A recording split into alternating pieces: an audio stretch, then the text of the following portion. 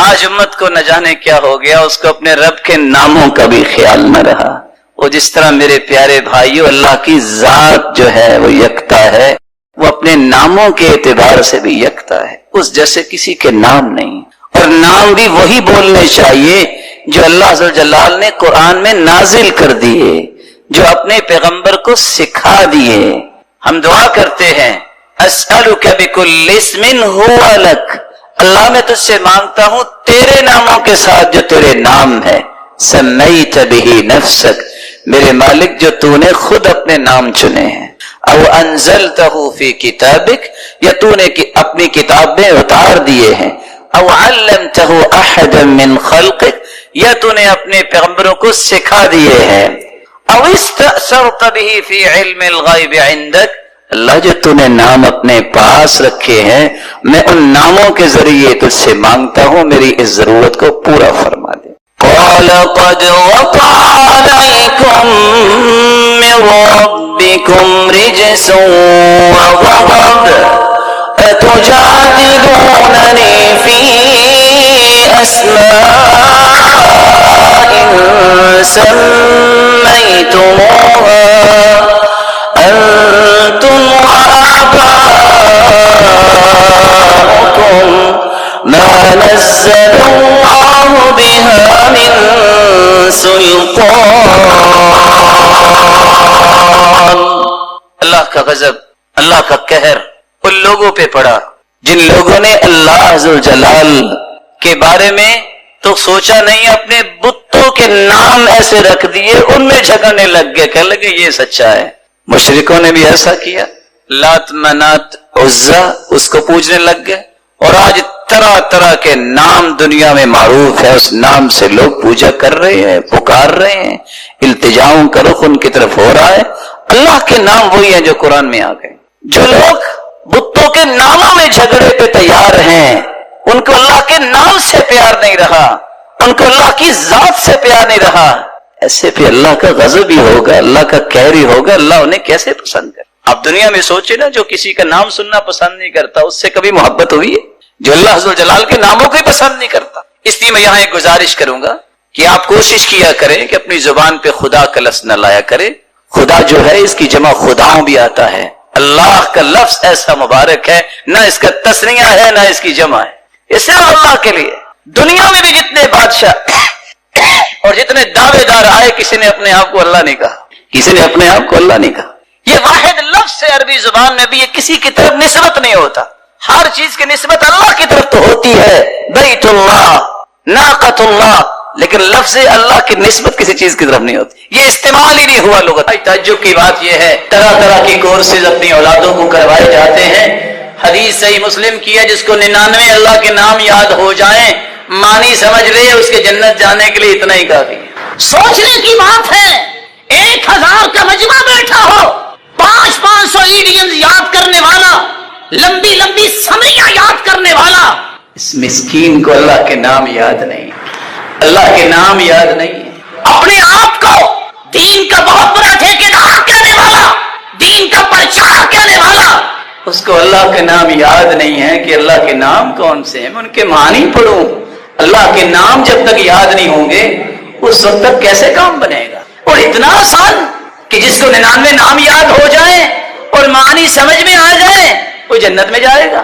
کوئی بھی اسکول ہے، کوئی اکیڈمک سسٹم ہے، میں ادباً گزارش کروں گا، جہاں تم ترانے کو لازمی سمجھتے ہو اس کے ساتھ اس کو لازم پہلے سمجھو کہ ہم نے اللہ کی معرفت دلانی ہے۔ صبح سب سے پہلے اللہ کے نام یاد کرواؤ، اپنی اولادوں کو نام یاد کرواؤ، انہیں پھر پتہ چلے گا کہ شنکر اور کنکر کا فرق کیا ہے، انہیں پتہ چلے گا اللہ کہنا چاہیے۔ خدا کے لفظ سے اپنے آپ کو دنیا جوڑت ہوئی ہے، اللہ کے ناموں میں خدا نہیں ہے۔ اللہ ذو الجلال کے وہی نام بولنے چاہیے جو قرآن و حدیث میں آئے ہیں، جو اللہ کے رسول نے سکھائے ہیں۔ ہاں، ترجمہ کرتے وقت تو گاڈ بھی کہہ دیا جاتا ہے اور اس طرح کے کلمات استعمال کیے جاتے ہیں۔ اللہ ذو الجلال کی صفات سے واقفیت ضروری ہے۔ کیسی صفات؟ وہ بڑا رحیم و کریم ہے۔ جہاں وہ بڑا رحیم و کریم ہے، جبار کا ہار بھی ہے۔ اگر میں دھوکے میں آ گیا کہ رحیم ہے، میں گناہ کرتا ہی چلا جاؤں، اس کی پکڑ جیسی کسی کی پکڑ نہیں مایوس ہو گیا ہوں، پتہ نہیں میرے گناہ ہی اتنے ہو گئے، مجھے معافی ملے گی کہ نہیں ملے گی، پتہ نہیں قیامت کو کیا بننا ہے، اتنی بے اعتمادی اللہ سے کیا بننا ہے؟ جو اللہ نے فیصلہ کرنا ہے صحیح کرنا ہے. میں یہ کہوں گا میرے مالک خوبصورت فیصلہ کر دے، امید رکھوں گا میرا رب مجھے ضائع نہیں کرے گا. کیا بنے گا؟ میں کیوں ایسے لفظ بولوں؟ میں یہ کہوں گا میرا رب مجھ پہ فضل کرے گا. اور یہی تیسرا طریقہ ہے جس سے آپ مایوسی سے بچ سکتے ہیں. اللہ سے بدگمان نہ ہوئیے، اللہ ذو جلال پر حسن ظن قائم کیجیے. حدیث میں آتا ہے نا عند ظن عبدی بھی، میں اپنے بندے کے گمان کے مطابق فیصلے کرتا ہوں. ان خیرا فخیر وان شرا فشر، بندہ اگر اچھا گمان میرے بارے میں کرتا ہے تو میں بھی اچھا فیصلہ کرتا ہوں، اور اگر میرے بارے میں برا گمان کرتا ہے تو میں بھی اس کے گمان کے مطابق ہی فیصلہ کرتا ہوں. اللہ کے رسول نے فرمایا صحابہ یاد کرو، تم سے پہلے ایسے لوگ بھی تھے، ان کو لا کے کھڑا کر دیا جاتا، اس کے سر پہ آری رکھ دی جاتی اور چیر کے 2 ٹکڑے کر دیتے، لیکن پھر بھی وہ شکایت اللہ کی نہیں کرتا. اس کے جسم سے، اس کے ہاتھوں اور پاؤں سے ناخنوں کو کھینچ لیا جاتا اور ابھی زندہ ہوتا، وہ شکایت نہیں کرتے تھے، ان کی زبان پہ الحمدللہ ہی آتا تھا. اس قدر اللہ کے بارے میں اعتماد، اس قدر اللہ جلال کے بارے میں محبت، اس قدر اللہ پہ توکل اور یقین کہ میرا رب مجھے ضائع نہیں کرے گا. اللہ ایسا ایمان ہم سب کو بھی نصیب فرمائے. حدیث کے اندر جو لفظ آئے ہیں نا، ان للہ 99 اسما 100 الا واحدہ، اللہ کے جو 99 ناموں کو یاد کر لیتا ہے، اس کے معانی کو سمجھتا ہے، پھر ان ناموں کے ساتھ اللہ کو پکارتا ہے، وہ جنت میں جائے گا. اللہ کے نام صرف 99 نہیں ہیں، اللہ کے نام کتنے ہیں وہ اللہ جانتا ہے. جس طرح اللہ کے کلمات کو گنا نہیں جا سکتا، اللہ کے ناموں کو بھی گنا نہیں جا سکتا، لیکن آپ نے فرمایا ان ناموں میں سے 99 نام اگر کوئی احصاها دخل الجنہ، احصاء کر لے. احصاء کا مطلب ان 99 ناموں کو یاد کرے، ان کے معنی کو سمجھے، جیسا کہ ابن القیم نے بیان کیا ہے، اور ان ناموں کے ساتھ اللہ سے مانگے یا غفور اغفر لی، اے بخشنے والے مجھے معاف کر دے، یا کریم اکرمنی، عزتوں والے مجھے بھی عزت دے، یا رحیم ارحمنی، رحمتوں والے مجھ پہ بھی اپنی رحمتوں کی برکھا برسا، یا غنی اغنینی، اے غنی ذات مجھے بھی تو غنی کر. اللہ کے نام کتنے ہیں؟ آپ نے حدیث سنی ہوگی، اللہم انی عبدک وابن عبدک وابن امتک ناصیتی بیدک ماض فی حکمک عدل فی قضاؤک اسألک بکل اسم هو لک. اللہ میں تیرے ہر اس نام کے ساتھ تجھ سے مانگتا ہوں جو تیرا نام ہے، سمیت بہ نفسک، جو تو نے اپنا نام خود رکھ، او انزلتہ فی کتابک، اس نام کے ساتھ بھی میں تجھ سے مانگتا ہوں جو تو نے اپنی کتاب میں اتار دیا، نازل کر، او علمتہ احدا من خلقک، یا تو نے اپنی مخلوق میں سے کسی کو نام سکھا دیا، او استأثرت به فی علم الغیب عندک، اللہ میں ان ناموں کے ساتھ بھی تجھ سے مانگتا ہوں جو تو نے اپنے پاس غیب میں رکھے ہیں، کسی کو سکھائے نہیں. قیامت کا دن ہوگا، اللہ ذوالجلال کے پیارے پیغمبر فرماتے ہیں، اللہ ذوالجلال کے عرش کے نیچے جب میں سجدہ ریز ہوں گا، اللہ مجھے سکھائیں گے اپنی تعریفیں، پھر میں اللہ کی تعریفیں کروں گا. اور جنتی جنت میں بھی جب جائیں گے خوشی کے موقع پہ اگر کچھ بولنا چاہیں گے تو کیا بولیں گے؟ اللہ ذوالجلال اس وقت تمجیدات، تحمیدات، اللہ تعالیٰ کی بزرگی اور اللہ کی تعریف کے کلمات سکھائیں گے. جنتی اس کو اپنی زبانوں پہ لا. تو اللہ کے نام سے 99 نہیں، 99 ناموں کے بارے میں تو حدیث ہے، جو یاد کر لیتا ہے اس کے لیے جنت ہے. قرآن مجید کی سب سے خوبصورت صورت ہے جو فجر کی نماز سے پہلے 2 رکعتوں کے اندر پڑھی جاتی ہیں، قل یا ایھا الکافرون اور قل ھو اللہ احد. بلکہ اس صورت کے الفاظ اللہ کے ہاں مقام رکھتے ہیں. ان الفاظ کے ساتھ اگر دعا کی جائے تو یہ اس میں اعظم بن جاتا ہے. جو بھی دعا کی جائے اللہ اس دعا کو رد نہیں کرتے. رسول اللہ صلی اللہ علیہ وسلم کے صحابی بیان کرتے ہیں، میں رسول اللہ صلی اللہ علیہ وسلم کے ساتھ مسجد میں داخل ہوا، ایک شخص نماز پڑھ رہا تھا اور دعا کر رہا تھا، اللہم انی اسألک بأنی اشہد ان لا الہ الا انت الاحد الصمد الذي لم یلد ولم يولد ولم يكن له كفوا احد، ان الفاظ کے ساتھ اس نے دعا کی تو اللہ کے رسول صلی اللہ علیہ وسلم فرمانے لگے والذی نفسی بیدہ لقد سأله باسمه الأعظم الذي اذا سئل به اعطى واذا دعي به اجاب، اس ذات کی قسم جس کے ہاتھ میں میری جان ہے، اس شخص نے اسم اعظم کے ساتھ دعا کی، اور جو ان کلمات کے ساتھ دعا کرتا ہے، جو بھی سوال کرتا ہے اللہ رب العزت اسے عطا کر دیتے ہیں، جو بھی دعا کرتا ہے اللہ رب العزت اس کی دعا کو قبول فرماتے ہیں۔ بلکہ رسول اللہ صلی اللہ علیہ وسلم نے فرمایا جو سورۃ الاخلاص کی تلاوت کرتا ہے اللہ رب العزت اس کے گناہوں کو بھی معاف فرما دیتے ہیں۔ ایک مرتبہ نہیں، آپ نے 3 مرتبہ فرمایا قل یا ایھا الکافرون فقال قد برئ من الشرک، ایک آدمی کو قل یا ایھا الکافرون پڑھتے سنا، آپ نے فرمایا یہ شرک سے بری ہو گیا۔ دوسرے شخص کو سنا وہ قل هو اللہ احد پڑھ رہا تھا، فقال غفر له، اللہ رب العزت نے اس کے گناہوں کو معاف کر دیا ہے۔ میرے بھائیو باوضو ہو کر، قبلہ رخ ہو کر 4 لفظوں میں سے کوئی لفظ ضرور استعمال کرو۔ وَإِلَٰهُكُمْ إِلَٰهٌ وَاحِدٌ لَا إِلَٰهَ إِلَّا هُوَ الرَّحْمَٰنُ الرَّحِيمُ، یہ اسم اعظم ہے۔ دوسرا لفظ الف لام میم اللہ لا الہ الا هو الحی القیوم۔ تیسرا لفظ اللہم انی اسألک بأنی اشہدک انک انت اللہ لا الہ الا انت الاحد الصمد الذي لم يلد ولم يولد ولم يكن له كفوا اللهم لا اله الا انت المنان بديع السماوات والارض ذا الجلال والاکرام۔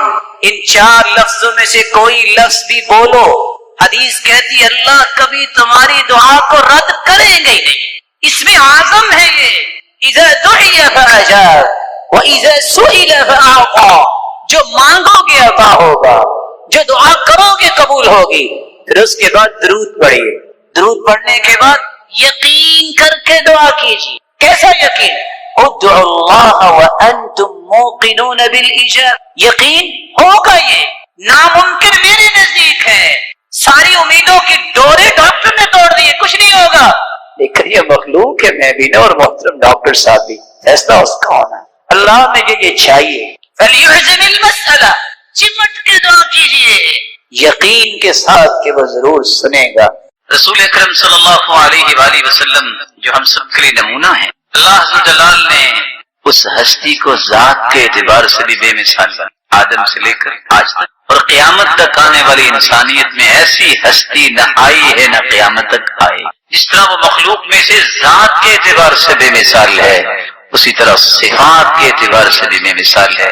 آپ کی ایک صفت یہ بھی ہے کان النبی اشد حیاء من العذراء فی خدرها، اللہ کے پیارے پیغمبر پردہ نشی کمواری عورتوں سے بھی زیادہ حیا کیا کر۔ وَكَانَ إِذَا رَأَىٰ شَيْئًا يَكْرَهُ عَرَفْنَاهُ فِي وَجْهِهِ، صحابی کہتے ہیں کہ اگر وہ کسی چیز کو ناپسند کرتے تو ہم آپ کے چہرہ مبارک سے پہچان لیتے کہ آپ کو پسند نہیں ہے۔ آپ صلی اللہ علیہ وسلم ایسے کوئی الفاظ نہیں بولا کرتے، اس لیے نہیں بولا کرتے تھے کہ حیا ایک ایسی عظیم نعمت اللہ نے عطا کی تھی، اور جس کو اللہ عطا کر دیتا ہے وہ ہر قسم کی برائیوں سے اپنے آپ کو بچا لیتا ہے، تو وہ تو ذات ہی معصوم تھی، اس سے بڑی ذات اللہ نے پیدا کی۔ رسول اکرم صلی اللہ علیہ وسلم نے فرمایا، حیات اللہ عز و جلال نے اپنی صفت بھی بیان کی ہے، ان ربکم حیی کریم یستحیی من عبدہ اذا رفع یدیہ الیہ ان یردہما صفرا خائبتین۔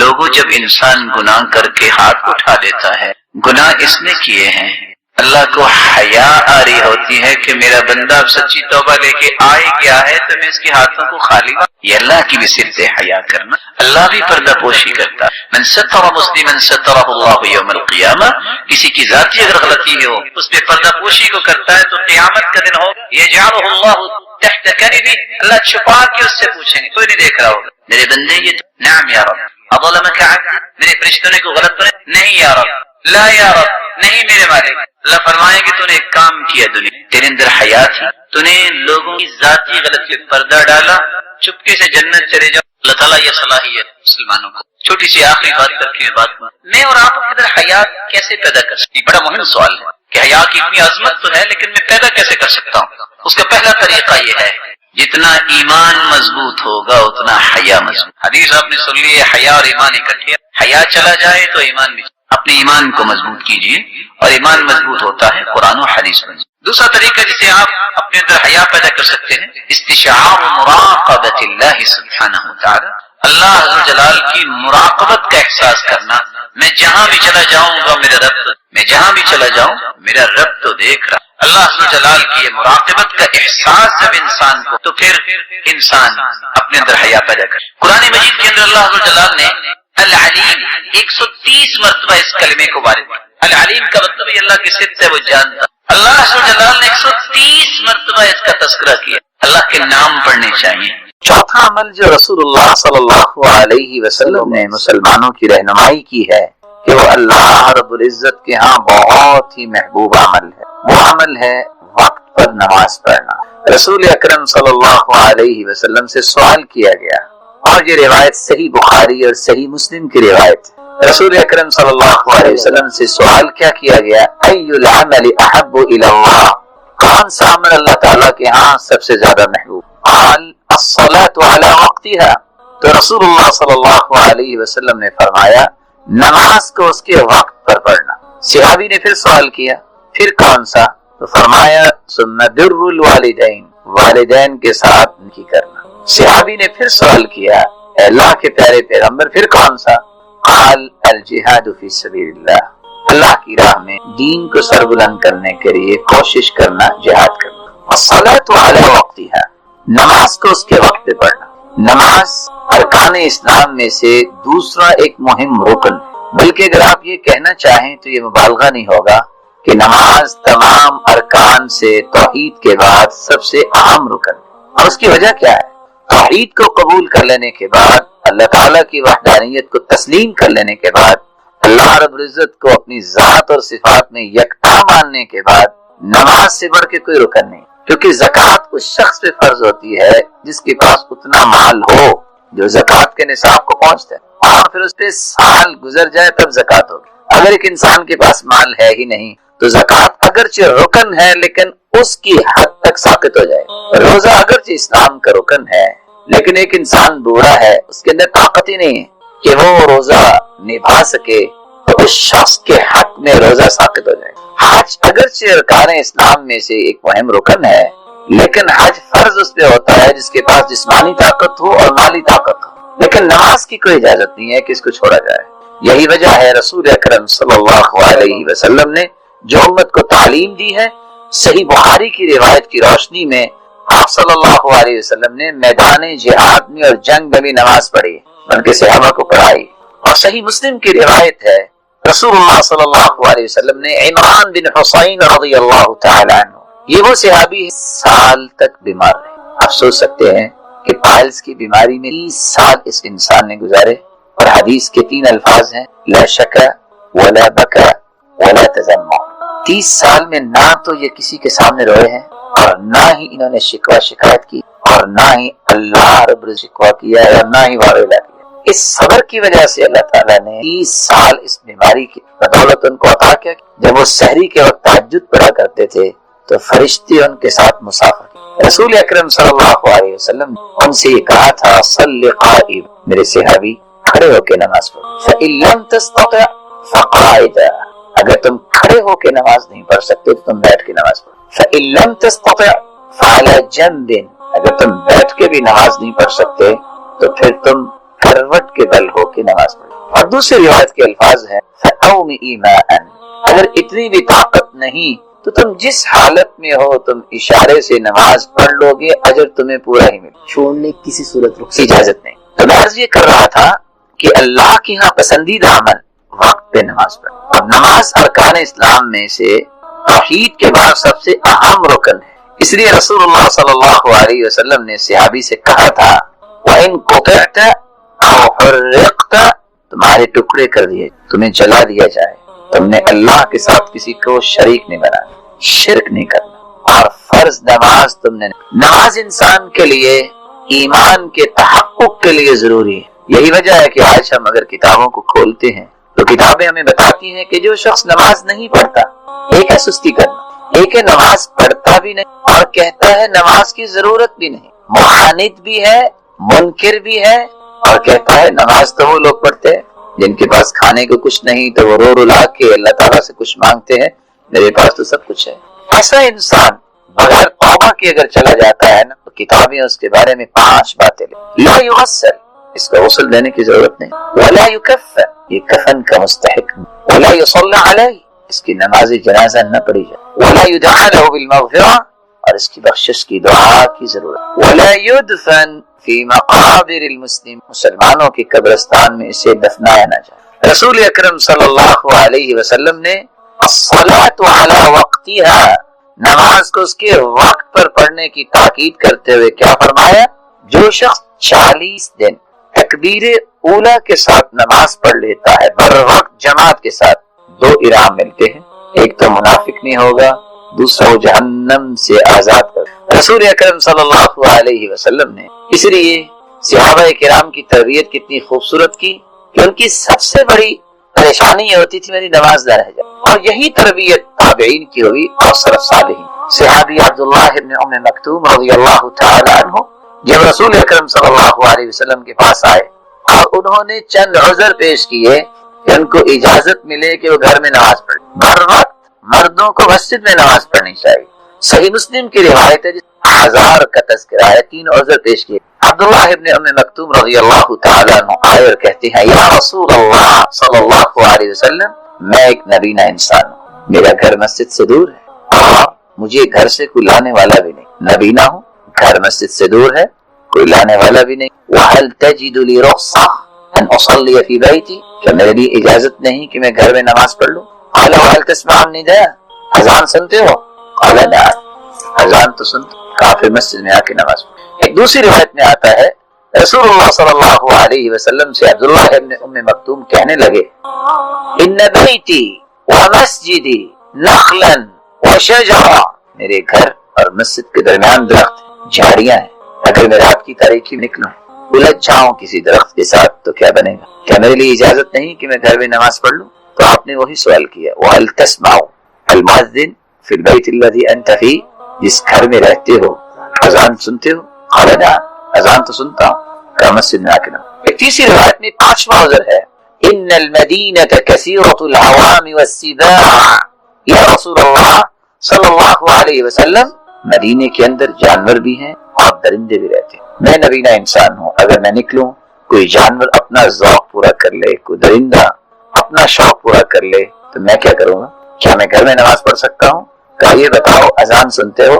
کہا جی ہاں۔ کہا پھر مسجد میں۔ چھٹا عذر لے کے چوتھی روایت کے الفاظ ہے، پھر آگے رسول اللہ صلی اللہ علیہ وسلم کے پاس آ کے کہنے لگے یا رسول اللہ صلی اللہ علیہ وسلم انا کما ترانی، آپ مجھے دیکھ رہے ہیں، قد ذهب بصری وجبر سنی ورق عظمی، میری آنکھوں کی روشنی جا چکی ہے، نابینا ہو چکا، بوڑھا بھی ہو چکا ہوں، اب تو میری ہڈیاں بھی باریک ہو گئی، میرے لیے اجازت نہیں کہ میں گھر میں نماز پڑھ لوں؟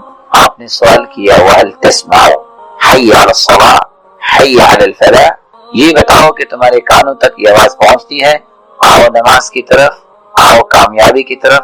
قال نعم، یہ آواز پہنچتی ہے۔ کہا پھر مسجد میں آ کے نماز پڑھ۔ رسول اکرم صلی اللہ علیہ وسلم کا فرمان معظم ہے من صلی الفجر فی جماعہ فهو فی ذمۃ اللہ، جو فجر کی نماز باجماعت ادا کر لیتا ہے تو اللہ کی ضمانت اور امانت میں چلا جاتا ہے۔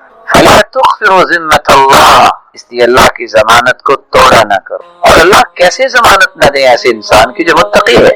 خود قرآن مجید نے اس بات کی نشاندہی کی ہے، یہ قرآن مجید نوشتہ ہدایت ہے، لیکن ہدایت دیتا کس کو ہے؟ جو متقی لوگ ہیں۔ اور متقین کی صفات کیا ہے؟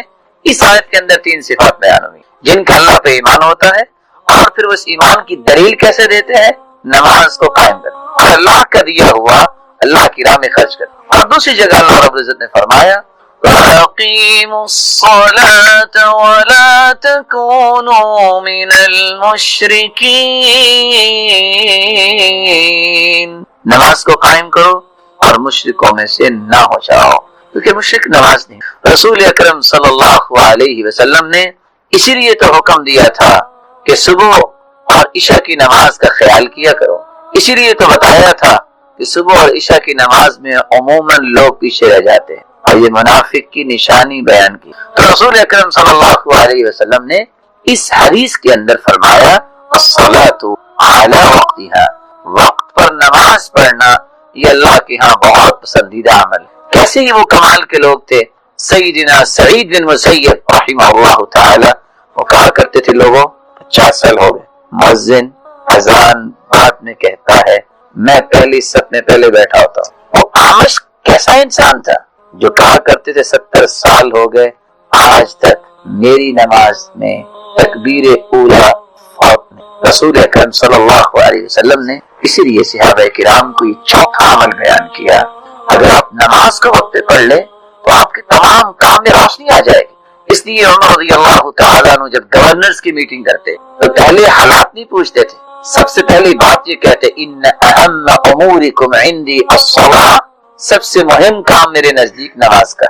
فمن حفظها وحافظ عليها فقد حفظ دینه ومن ضيعها فهو لما سواه اضيع. جس نے نماز کو میں سب سے زیادہ، نماز میرے نزدیک سب سے مہم کام ہے. جس نے نماز کی حفاظت کی اور اسے بہت ادا کیا اس نے صرف نماز کی حفاظت کی، پورے دین کی حفاظت کر. اور جس نے نماز کو ضائع کر دیا دنیا کے کسی کام میں بھی اچھا عمل پیش نہیں. اس لیے الصلاۃ علی وقتها، اس عمل کے بارے میں انسان کو سوچ بنانی چاہیے، پلاننگ کرنا چاہیے. اور خصوصاً آج کل کے اس پرفتن دور میں رات کو لیٹ سونا، پرواہی نہ کرنا، صبح کی نماز جاتی ہے تو چلی جائے، ظہر کے بعد سو جانا، عصر کی نماز جاتی ہے تو چلی جائے. رسول اکرم صلی اللہ علیہ وسلم کا فرمان اور یہ صحیح بخاری کی روایت یتعاقبون فیکم ملائکۃ باللیل وملائکۃ بالنہار، صبح کے وقت بھی فرشتے آتے ہیں اور عصر کے وقت بھی ڈیوٹیاں چینج ہوتی ہیں. اللہ رب العزت کو پتا ہے، اللہ رب العزت نے ہی ان کو بھجوایا ہے. اور پوچھتے ہیں اللہ رب العزت من این اقبل، تم کہاں سے آئے ہو اور کیا کر رہے تھے میرے بندے؟ فرشتے جواب دیتے اتیناہم وہم یصلون وترکناہم وہم یصلون، جب ہم ان کے پاس گئے تو تب بھی وہ نماز پڑھ رہے تھے، جب ہم چھوڑ کے آئے ہیں تب بھی نماز پڑھ رہے. اس لیے قرآن مجید میں اللہ رب العزت فرماتے ہیں حافظوا علی الصلوات والصلاة الوسطى وقوموا للہ قانتین. صلاۃ الوسطیٰ، عصر کی نماز کی حفاظت. یہاں ڈیوٹیاں بھی چینج ہوتی ہیں. اور پھر رسول اللہ صلی اللہ علیہ وسلم نے فرمایا کہ میں نے دیکھا ایک شخص بیٹھا ہے اور ایک فرشتے نے پتھر اٹھایا ہے، اور یہ صحیح بخاری کی روایت، اور اس کے سر پہ پتھر مارتا ہے وَيَسْلَوْ رَأْسَهُ، اس کے سر کو کچل دیتا ہے. میں نے پوچھا یہ کون سا شخص ہے جس کو یہ سزا دی جا رہی ہے؟ جواب ملا الذي يأخذ القرآن ويرفضه وينام عن الصلاة المكتوبة، یہ وہ شخص ہے جس نے قرآن کو تو لیا پھر قرآن کا انکار اس طرح کیا فرض نماز ہو رہی ہوتی اور یہ سو رہا. الصبر قطعۃ من عذاب اللہ، صبر اللہ کے عذاب کا ٹکڑا ہے. اس لیے فرمایا جب کوئی صبر کرے فلیعجل الرجوع الی اہلہ، جب اس کا کام مکمل ہو جائے تو فوراً پلٹ کے اپنے گھر آئے. لیکن صبر میں نہ تو انسان کا وہ سکون ہوتا ہے جو انسان حضر میں ہوتا ہے. اس سے رخصت ایک کیا دے دی اذا مرض العبد او سافر كتب له ما كان يعمل مقيما صحيحا. جو آپ صحت کی حالت میں اپنے ہی شہر اور گاؤں اور دیہات اور بستی میں جو خوبصورت نماز پڑھی ہوگی، اگر آپ سفر پہ نکلے ہیں تو وہ خوشبو تو نہیں آتا، بیماری جب آ جائے تو وہ سکون تو نہیں آتا. اللہ جلال کے پیغمبر نے فرمایا، صحیح بخاری کی روایت ہے، بیماری کی حالت میں، یہ سفر کی حالت میں جو نماز پڑھتا ہے انسان، اللہ فرشتوں سے کہتے ہیں یا ملائکتی انا قیدت عبدی بقید من قیودی، میں نے اپنے بندے کو کڑیاں لگائی ہیں بیماری کی، اس کی نماز وہ لکھو. اب تو بیمار ہے، بیٹھ کے پڑھ رہا ہے، لیٹ کے پڑھ رہا ہے، لیکن نماز اس کی وہ لکھو جس نے صحت کی حالت میں خوبصورت پڑھی. اجر اتنا ہی لکھنا. سفر میں بھی ایسے ہی ہے. آپ صبح کی نماز میں 60 سے 100 آیتیں پڑھا کرتے، لیکن جب سفر میں تھے اللہ کے رسول نے سورۃ الاخلاص پڑھی. رخصت ہے، اپنے عمل سے رخصت پیش کی. کہاں 60 سے 100 آیتیں اور کہاں سفر میں سورۃ الاخلاص. تو مشقت سے بچانے کے لیے مسلمانوں کے لیے اللہ عز و جلال نے رخصتیں رکھی ہیں. ان میں ایک رخصت پانچویں یہ بھی ہے کہ آپ جب سفر پہ نکلے تو قصر کریں. کتنے سفر پہ نکلے تو قصر کریں. علماء امت کے 3 موقف ہیں. بعض علماء کا یہ کہنا ہے کہ اگر 4 برد سفر کرے انسان تو اسے قصر کرنی. یہ 4 برد کتنے ہوتے ہیں؟ ابن حبان کہتے ہیں ایک برید ہے 12 میلا بالہاشمی. ہاشمی اندازے کے مطابق ایک برید 12 میل کا ہوتا ہے. 1 میل برطانوی میل ہے, 1 میل حجازی میل ہے. اگر اس کو دیکھا جائے تو علماء نے احتیاطاً یہ لکھا ہے 88 میل کو سفر کرے تو تب قصر ہوگی. دلیل کیا ہے؟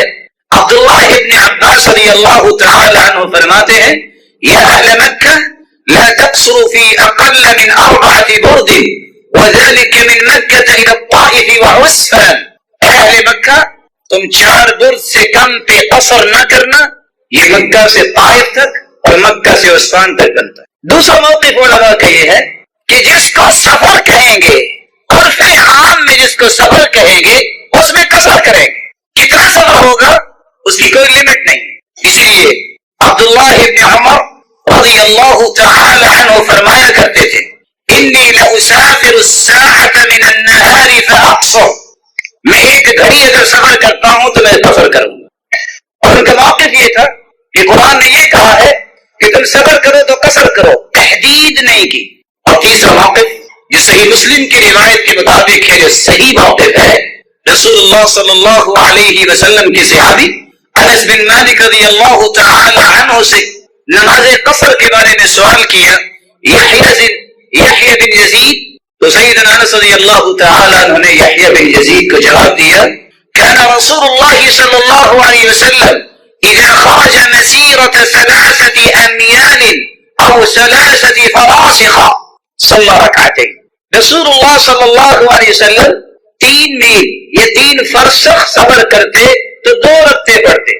صحیح مسلم کی روایت جس میں 3 فرسخ کا تذکرہ آ گیا احتیاطاً 1 فرسخ 3 میل کا ہوتا ہے, 3 فرسخ 9 میل کے ہوئے.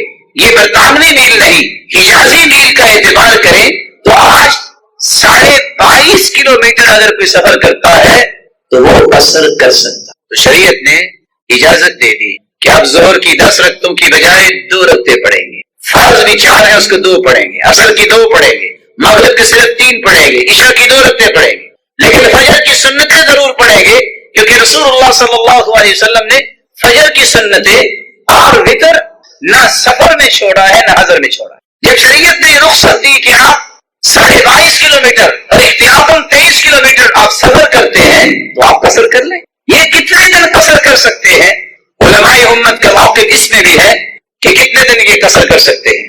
ایک موقف یہ ہے کہ رسول اللہ صلی اللہ علیہ وسلم کے صحابی عبداللہ ابن عباس فرماتے ہیں ہم 19 دن رہے اور ہم نے قصر کی. وَإِن زِدْنَا أَتْمَمْنَا, اگر ہم اس سے زیادہ دن رہتے تو ہم پوری نماز پڑھتے. اور اسی موقع پر اختیار کیا ہے امام بخاری رحمۃ اللہ علیہ نے اور دیگر علماء نے. لیکن جمہور کا موقف یہ ہے کہ آپ 4 دن تک قصر کر سکتے ہیں. رسول اللہ صلی اللہ علیہ وسلم نے ایک 6ٹھی رخصت بھی دی کہ آپ نمازوں کو جمع بھی کر سکتے ہیں.